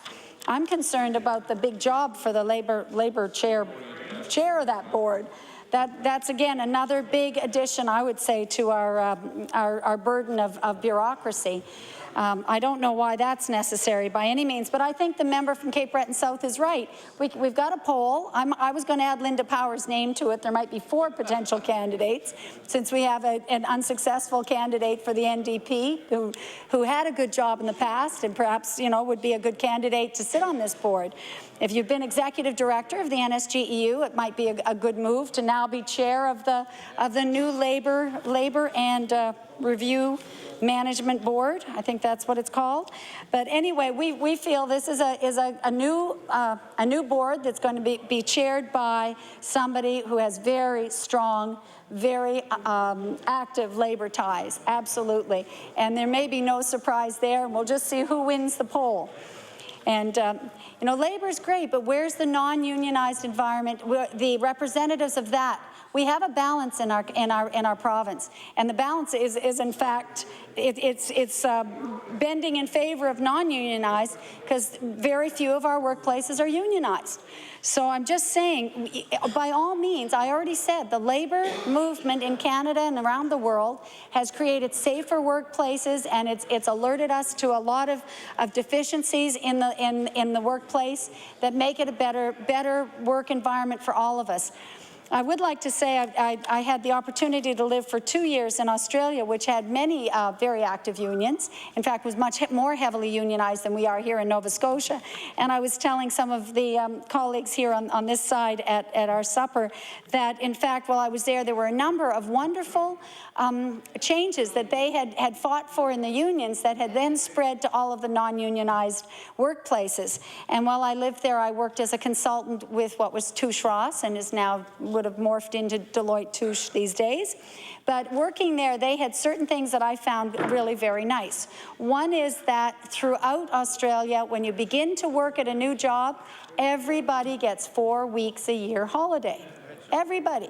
I was amazed because I was only there for a short period of time, and I thought, you know, it would be very unfortunate that I'd live in a different country and have very little time off to go and see the country. And I was very pleasantly surprised to see that everybody starts, even the newest graduate right out of school, gets 4 weeks a year. And they also have, in the public sector, they have a sabbatical. If you work 10 years, you get 6 months off. I think we should tell our public employees that. But they give you a sabbatical to go off and recharge your batteries. And in the private sector as well, they have sabbaticals, but you have to work 15 years to get a shorter sabbatical. But I think that's a marvelous thing. And another thing that I found very unusual and they considered commonplace there was a feature called leave loading. And leave loading is the way they describe your holiday time, which is your leave. When you're on leave, they actually pay you more than when you're working. And that was because the unions had made the argument, and others agreed, that when you're on holidays, you spend more money. So it costs you money when you're off. Can you take permanent leave? Not for an extra amount of money, you can't. No permanent leave. No, just during your 4 weeks holiday year, which is wonderful, you got paid a premium. It was something like 4% or 5% extra that they would pay to you at that time because they knew you were off on vacation with your families or had more time to go spend money. So it was actually a top up for the holiday time. Now, I wasn't a member of a union working for an accounting firm and working as a consultant, but we enjoyed that benefit. And when I asked why, they said it was because the unions had fought for it, it had become commonplace, and then it became something so everybody enjoys it. And I'm saying that's exactly right. There is a place for the kind of improvements that have come through union action and through their militancy, frankly, over time. And I think it's especially true. The items I've named, whether it's sabbaticals or leave loading, those are nice things that everybody can enjoy. But the important thing is really workplace safety, the health and safety, I believe, the changes that came about because unions pushed for those changes. I think that is very important, and all of us appreciate it. And that's an important part that I wanted to predicate my comments on. That, you know, those workplaces that are unionized, I think, are doing a good job for their members, and that's fine. It's just that we can't become a society that doesn't represent the majority, that doesn't listen to the views of the majority. And that's, to me, the big fear here. 82% of the employees are not, or employers are not unionized. 82%, 70% of employees at least. So that's important. So you want to change the face of Nova Scotia overnight? What do you want to do? Drive business out of the province even more? I mean, the Chamber of Commerce and who was it? The Fraser Institute said we have the least competitive market. That's true. You know what? Mr. Chair, I call upon you to get some control, please. Order, please. Order, please. Order. The Honourable Member for Halifax Clayton Park has the floor. Thank you. I think the Fraser Institute isn't a bad word, neither is the Centre for Policy Alternatives. I would quote them as well. I've used their stats and figures on their studies. You know, you have to read it and you have to look at what they've said, and if there's a grain of truth in it, then, you know, we better look at it. It's not something they made up in terms of what our tax regime looks like in this province. And compared to our neighbours and compared to right across Canada, we're not in a good shape in terms of how that looks. It's not a competitive place for business. And the people that are staying here do it because they're committed to our province and they want to work with government. They want to make it better. So I'm asking the Minister of Finance, why don't you sit down and work with them? Why not make it better? I can't hear the Minister of Finance. I'm not talking about in Brunswick. I'm talking about an environment that listens to business. You could start with that. They haven't abandoned you, but you look like you're abandoning them. I'm just saying, they're asking 13 out of 15 presenters representing hundreds, thousands of Nova Scotian businesses. Again, Chamber of Commerce, 6,700. How many? There's over 5,000 in the Canadian Federation of Independent Business. And yet you're disregarding what they're saying. You're disregarding what their lawyers are saying. You can all shake your heads if you like, but the fact is, each and every one of you are disregarding. Thank you, I appreciate that. There's one minister nodding her head, I appreciate that.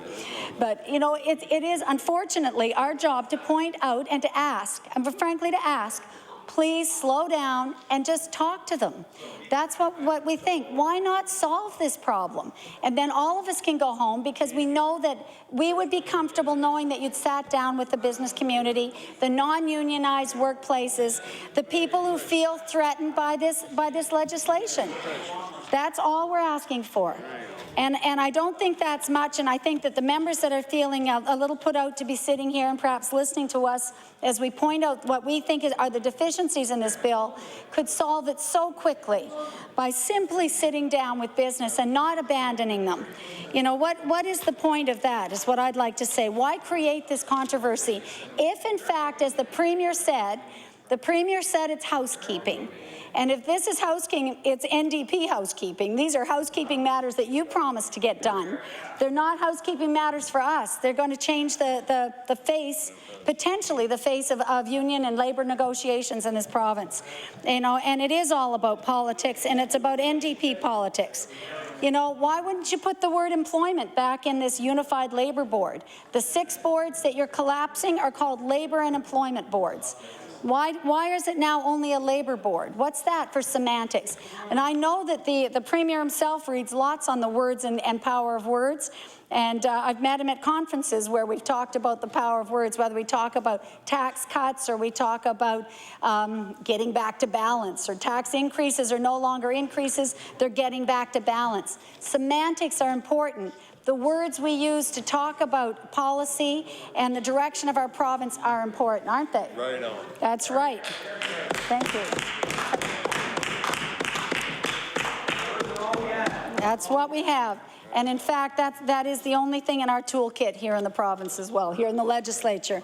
We have to use words, and we have to use them responsibly and honestly. And I would be a lot happier if I saw the word employment on that board rather than labour alone. I just think it would show the balance, you know, not the financial getting back to balance, but the getting back to balance we want to see in this bill. And again, it's really up to government. It's in your ball court to do the right thing and work with the people that are in every one of our communities. I mean, they don't know how much this is going to affect them. Some of them haven't spoken up or woken up yet to it, but their leaders have, the leaders that represent these large organizations. And I know I'm not the first to mention the letter that was sent December 6th today, an open letter, it says, to the Premier. And it's signed by, I think it's what somebody else said, 18. Is it 18 organizations? Now, I mentioned individual letters that had come in from the Chamber of Commerce. And, you know, I think the members should all have seen it. But I'm going to tell you who sent them as well, and just let you know. The Atlantic Building Supply Dealers. Well, they're in every community, aren't they? The Atlantic Recreation Dealers Association, Canadian Council of Grocery Distributors. I mean, these are the businesses that are the backbone of every community. The Canadian Federation of Independent Business. You know, whether you like them or not, they are very vocal, they're very good at lobbying, they speak their mind on behalf of their members. Canadian Restaurant and Food Services Association, and we have separate letters from their association. CEO, I guess, Executive Director Luka Erzhevic has spoken out as well. Canadian Manufacturers and Exporters, Construction Association of Nova Scotia. Again, the Halifax Chamber of Commerce. I mentioned I had a note from the representative of every Chamber of Commerce in the province. Halifax Dartmouth Automobile Dealers Association, Merit Contractors Association, Nova Scotia Automobile Dealers Association, the Nova Scotia Chambers of Commerce. So there you've touched every community in Nova Scotia. Nova Scotia Home Builders Association, Office of Employer Advisor, Offshore-Onshore Technologies Association. So we're into the petroleum and our offshore industries. The Restaurant Association, the Retail Council of Canada, and Nova Scotia Natural Gas Association. I'm sure that there are many representatives from all of those organizations that are in every one of our ridings. I certainly know a lot of them are active in HRM and in the riding of Clayton Park that I represent. To me, when I see a letter like that with a simple request, sit down and talk to us, don't push this through the legislature without adequate consultation. What a simple request that is. And I know that there are members on the government side whose inclination would be to talk to them. Why not? Why not? Yeah, the member from Digby thinks you should do it just for Christmas, if for no other reason. So we could try and appeal to you that it's December and that there's a feeling of goodwill in the air, and we hope there will be. And you know, it's just, that is the request of this letter, is to please talk to us. We can put people's minds at ease. If you're well-meaning, if in fact you have no hidden agenda, then it shouldn't be difficult to sit down and let this you know, work itself out with a little change in wording, a little more clarity for the lawyers on both sides. Presto, everything's solved. We can all go home and have a nice Christmas. That's what the members on this side of the House would like to see. Just, you know, give us the opportunity that we can say we've made it clear to government, and you can choose to sit down and solve this problem. Because you're in power, you have a majority government. We respect that, we do. And we also, you know, realize that you have a mantle of responsibility on your shoulders to show goodwill and to work with all of Nova Scotia, all of the sectors of Nova Scotia. You know, that's a responsibility, a heavy responsibility that you carry. And I know it's not as easy as being in opposition, quite frankly. I know you have a lot of issues to juggle, especially the ministers. They have a lot of things to juggle and to manage. But a little bit of goodwill and a little bit of sitting down and extending a hand to talk to people can solve the issue that is before us. And, you know, I really and truly honestly believe that a lot of times what happens that turns into a big issue here at the legislature is often just a small understanding, a misunderstanding, a difference in interpretation. You know, perhaps it's a lack of trust. And if you sit down with two parties and work it out, I think you'd solve this in a very short order, because, you know, you definitely have lawyers on two sides that have two different viewpoints. And if you could just sit down and find out where those differences are, it would be solved in short order. So, you know, those are some of the points that are raised, and, you know, in these letters and in others. One of them says that it looks like the sole goal of the committee, based on the proposed amendments, is a review of the Trade Union Act.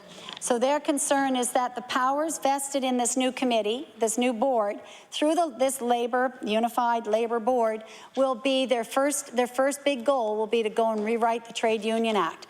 And that takes us back to, well, again, this is coming from 18 business leaders who consulted their lawyers.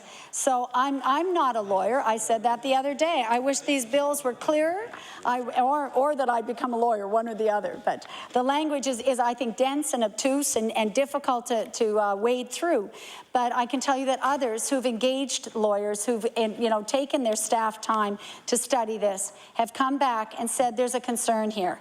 And their concern is around the Trade Union Act and whether or not that will be the first piece of legislation that this new group sort of get busy and rewrite. So it's not a housekeeping bill. It's far more than that, and it's a mistake to ever have called it one. You know, that is, again, misleading in the extreme, because the little housekeeping bills we see are the ones where you change an and to a maybe, or a shall to a may. That's housekeeping. You dot an I, or you left a word out inadvertently. You know, it's a typo. Those are housekeeping bills. They're bills that just clarify things that the department's had a little bit of trouble with over the years, or little interpretation difficulty. But what we have here is how many clauses did I say? 155 clauses. How could you possibly call that housekeeping bill? This is a very extensive bill that's setting out a whole raft of responsibilities for a single labor board, not an employment board, a labor board. And it lays out the duties of the board, it lays out the duties of the chair and the vice chair, and it carries on from there right down to providing a preamble, which is something we've never had before in our Trade Act. And there was one of these letters from a lawyer had discussed the preamble, and they said that, and I'm just wanted to get the year, they said, basically, the preamble. Yes, it said, a preamble has to be considered by a labor board in its interpretation of its own statute. Preambles reveal legislative purpose, and they are a source of legislative values. In a closed case, a preamble could tilt the outcome. So this, again, is lawyers saying that in any case where there's a dispute, the judge would have to look at the preamble in determining exactly what was meant, and that this is going to have an additional level of complexity when a judge sits back to make a decision. And that, as they say in a closed case, the wording of the preamble can actually be the determining factor. Now, we've never had a preamble before, and it said, no other trade union legislation in Atlantic Canada contains a preamble. Nova Scotia's Trade Union Act has not had one since it was proclaimed in 1947. So we've never had one, and all of a sudden there is one. The other interesting thing, Mr. Chair, is when I went to look for the preamble, thinking, well, surely if there's a preamble, it will be at the beginning of the bill. Wouldn't one expect it to be early on? What's a preamble? Comes before the substance, right? Yeah, and anyway, it's not at the start of the bill at all. It's on clause 135. It's right near the back of this bill. So if you actually wanted to find that preamble, again, you know, you'd have to do some digging. But it is, the preamble itself is 3 clauses, which we're accustomed to here in the House, 3 clauses which are whereas, 3 whereases. And one of them is very clear. Whereas the Government of Nova Scotia is committed to the development and maintenance of labour legislation and policy designed for the promotion of common well-being through the encouragement of free collective bargaining and constructive settlement of disputes. So there's no question that the mechanism for the settlement of disputes is seen to be very much a union perspective, and that is what a number of the letters have said as well that we're receiving, that the idea of the free collective bargaining really does require a union. Who represents you if you don't have that in a collective bargaining situation? You know, I'm not sure. You have to have 2 equally I guess, invested groups to do that. So this is setting that as the basis, and, you know, without any consultation on that aspect at all. And as I say, I just find it really, really humorous that the preamble itself is in this clause 135. And what it really will be is it's not just proposing, it's enshrining this preamble, saying that this will be the preamble to the Trade Union Act, and this is how it is amended. So, you know, we've never had one, not since 1947, but now we do. You know, I think that's a bit much, really. It's rich. It absolutely is. So we've ascertained that it's not housekeeping, that there's some very, very significant, weighty issues that are covered in this bill, that the business community and others who were consulted were very happy with the introduction of a single unified board. What they were very shocked at was all of the other aspects that are buried within this bill. And Mr. Chair, I think I'm doing very well sticking to the substance of this bill, because there are so many, really so many concerning factors here that any member on this side of the House could talk for literally hours on what's in that. And some may be better at, yep, some of them have been better than others at sticking to the meat of it, to the gist of this bill. But again, with that many clauses, it's no surprise that, you know, we've taken the time to try and look through it and see what this is all about. And Mr. Speaker, I haven't spoken yet about the idea of successorship, which is also enshrined in this bill. And that successorship is a concern. And I was thinking about where have I seen this in the past, and it's never been a problem in the past with the kind of I guess we'd call it sort of changes in some of the government functions. The one I was thinking of in particular was when at one point in time all of the assessment services were done through Service Nova Scotia Municipal Relations. And we had about 100 plus assessors who worked in Service Nova Scotia, and their job was to, you know, do what they do. They go out and assess properties for the use of both the province and the municipalities. And as we know, the assessment that they come back with forms the basis of the tax base of each and every municipality in the province. And it was of great interest to the province and to the municipalities how they did their work and what was going to come from that. The province a number of years ago, and it would have been since my arrival at the legislature, so perhaps 6-7 years ago, had made the decision to create a kind of crown corporation or a separate entity with all of those employees hived off into another organization that was arm's length from the province. And in fact, they created a board that would be in charge of managing that cadre, that group of employees, and the board is municipal. The municipalities take responsibility for how that board is run. And when they were being sort of pushed to an arm's length position from government, they did in fact go with their collective agreement in place, with their representation by a union, with their benefits maintained and protected. And that was the right thing to do in that case, I'm sure. And I know other members here have spoken about similar situations over the years where there have been a change, maybe at the formation of another Crown entity or something of that nature. And in each case, it seems that certainly when they've been government employees, they have had some kind of clause that would protect them. But it has been done on a case-by-case basis. And I think that's what's important for us to note, that it's not done in a way that would tie the hands of government, that would say that, you know, you can now make some changes to some of the jobs that we currently do as government ourselves and take the full cost of, but you won't get any of the benefits. And one of the comments made on by a number of different people has been how this will tie the hands of government at the very time when you're looking for ways to get back to balance, to use the vernacular of the government. Anyway, it's important that if government is serious about getting back to balance, that you not tie your hands, that you look at it case by case, that you determine if it's fair or proper when the time arises. There are all kinds of new sort of employment arrangements that are out there. You know, one only has to look at the number of contract employees and the number of consultants that are used. There's a story today on the news about the number of consultants the federal government are using. And they said in some of the offices it's 80% consultants, 20% employees. I mean, who knows where you're going, but you're limiting yourself, because right off the bat you're going to put this in legislation, which when it passes will really tie the hands of every successive government that comes after you, and ties your hands, probably ties the hands of municipalities that are trying to save money if it's going to do this, because this legislation isn't just for government, it's for everybody, it's for all the employers.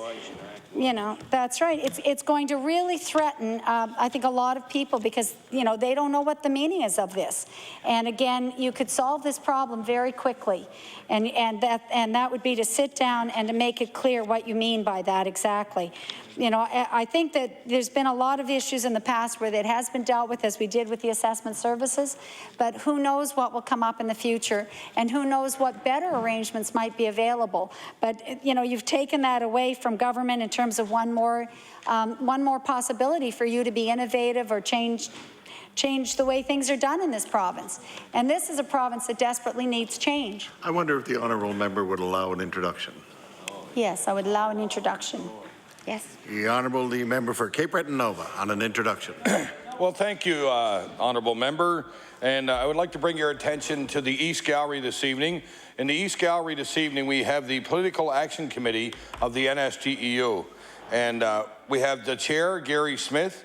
We have Tanya Rood, Brad Carew, Holly Renault, Heather Tucker, and Natalie Hillier. So I'd like to welcome them to the legislature as they listen.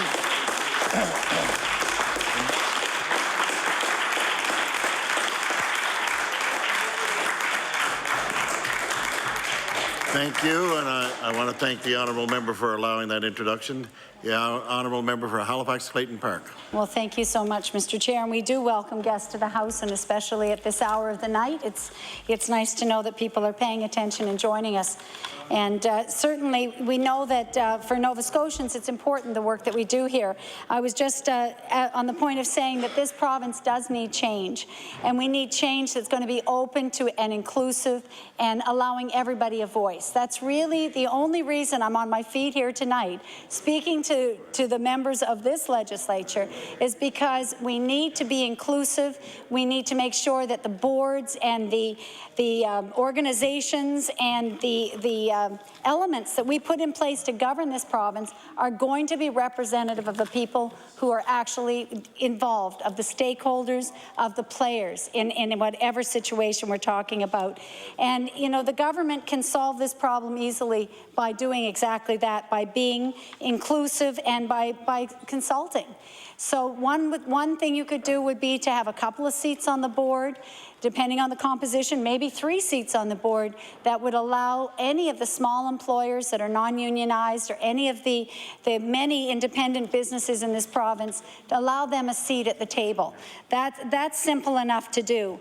And that would go a long way to ensuring that they would have a voice and that they would feel represented and that they would feel that there's nothing sneaky going on, nothing being done behind their back, behind closed doors, you know, out of sight of the public and really out of sight of anything that they could influence. Because, you know, what good is it for them to come before the Law Amendments Committee, make it clear what their concerns are, and to be completely overlooked by government? And Mr. Speaker, Mr. Chair, we're very lucky in Nova Scotia to have a Law Amendments Committee. We are the only province in Canada, I believe. I think the clerk would be able to tell me. I think we're the only province with a Law Amendments Committee of that nature, where we let people come before us for every bill that makes its way through this legislature. We divert it, unlike other provinces, we divert it to a Law Amendments Committee that has representatives from all of the others. Manitoba, they probably, if Manitoba has one, I think they copied us, and that's good. That could be a high form of but anyway, I'm going to suggest they did. I had been told earlier we were the only one, and I'm proud of that. If we're one of 2, I'm still proud of it. I know the clerk is going to look it up for me, so we'll know in future. I saw him nod. We will. But, Mr. Speaker, the fact is, Mr. Chair, that we are lucky to have that element of our legislative process, that it gets to go from here after first and second reading over to law amendments to be considered more fully, to hear from the public and the stakeholders and the people who really care, who are going to be impacted by it the most. And I know it's difficult for them even to know when to come and to be sort of tuned in enough to what our processes are, to get on the list to come and speak. But 15 different individuals or groups came this time to speak on Bill 100. And again, that's the subject of our discussion today. Bill 100, 15 of them were able to mobilize, and we know that legislation is flying through here at a pretty fast clip. And in the midst of that, they were able to go back and get before Law Amendments Committee and speak to us as representatives, as the MLAs and the ministers that are responsible. And of those 15, 13 asked for a little more time. They didn't slam government. They didn't say that, you know, that everything was awful or the sky is falling. They just said, can you take some time and explain to us why our lawyers have some concerns and your lawyers don't? Can you, you know, law amendments is, you know, again, is a responsibility for us to listen. One of the things that generally happens at law amendments is that we don't immediately vote on a bill that's there the day we've heard from speakers. And the reason for that is a courtesy. I've sat on that committee for a number of years. I'm not currently a law amendments member, but for the first 6 years that I was a member of the House, I sat on that committee. And I very quickly learned that as a courtesy, we listen to what the people have said, and the government and other members like to ruminate on it. You like to consider it. You want to sit down and read their presentations again, or give it to our staff so that they can look at what was brought up. A lot of the people that come have given a tremendous amount of thought, and they actually name clauses or suggested wording that they would change that would help them, you know, in terms of what their aims are. And we take that time to consider it and digest it. And it's also a courtesy to those people to know that they didn't just speak to us and then we immediately voted to move it back to the House and ignored what they had to say. And I think that's very important. And again, so we're lucky to have that committee because we can engage in a public fashion the stakeholders in any bill. And that's quite different from the calls we'll get at our constituency or the emails that might complain or thank us for legislation, one way or the other. It's different than that. This is a public forum where the media can listen, where the members can listen, and we show them the courtesy of paying attention to what they said.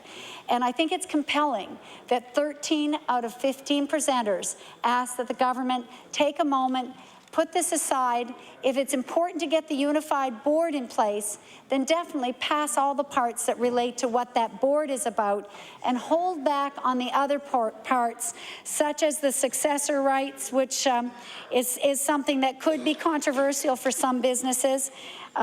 Looking more closely at what the review committee would actually, what kind of powers they would actually have, and looking at the preamble, which, as I said, has never before been a part of our legislation and isn't represented in any of the other Atlantic Canadian provinces, at least.